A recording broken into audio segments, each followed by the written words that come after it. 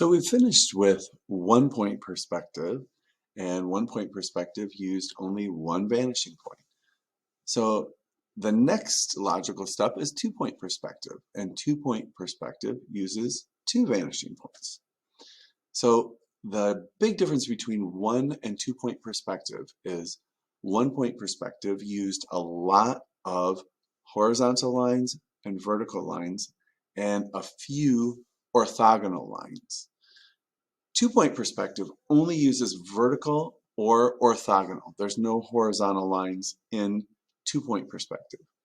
So let's take a look at this 2 point perspective view here.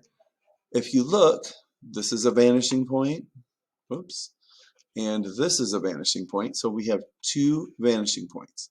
Even the sign on the side is in 2 point perspective because we use the vanishing point on the left for things that are on the right, and if the sign was on the left, we would use the vanishing point on the right.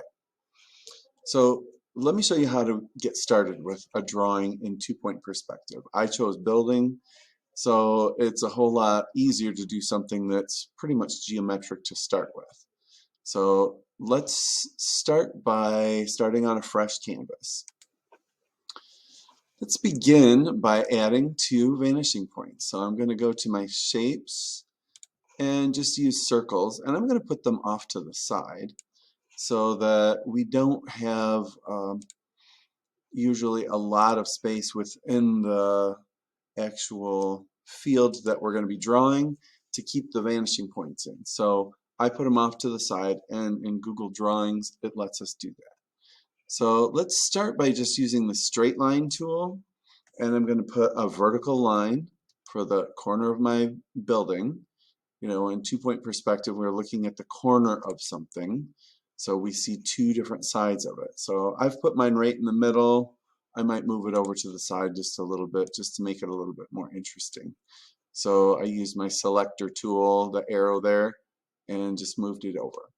So I'm going to go back to the straight line tool. We're going to have to do just like we did before, building a framework and then fill it in with the polyline tool. So just clicking from the vanishing point and ending at the bottom of the line, then click at the vanishing point and end at the top of the line, we're already starting to get an idea of this structure. Now I'm going to draw some vertical lines down to show the different segments of the building, and you can make yours look however you like, but having the vertical line is what really is making this a believable illusion. So we're going to just draw a few more vertical lines, and so then we'll do the second floor. So I like to put the second floor so that it's not necessarily right at this corner, so they don't completely line up. Just makes it a little bit more visually interesting. And then we're going to draw a line from the vanishing point to the top of that one. And then we continue to draw our vertical lines down.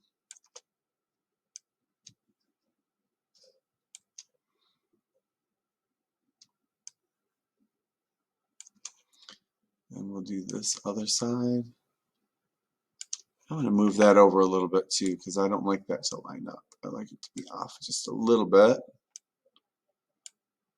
just so that it doesn't look confusing.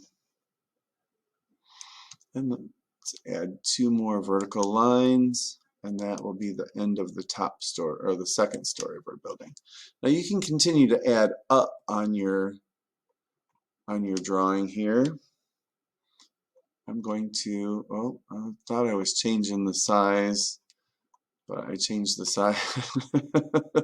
I changed the size of the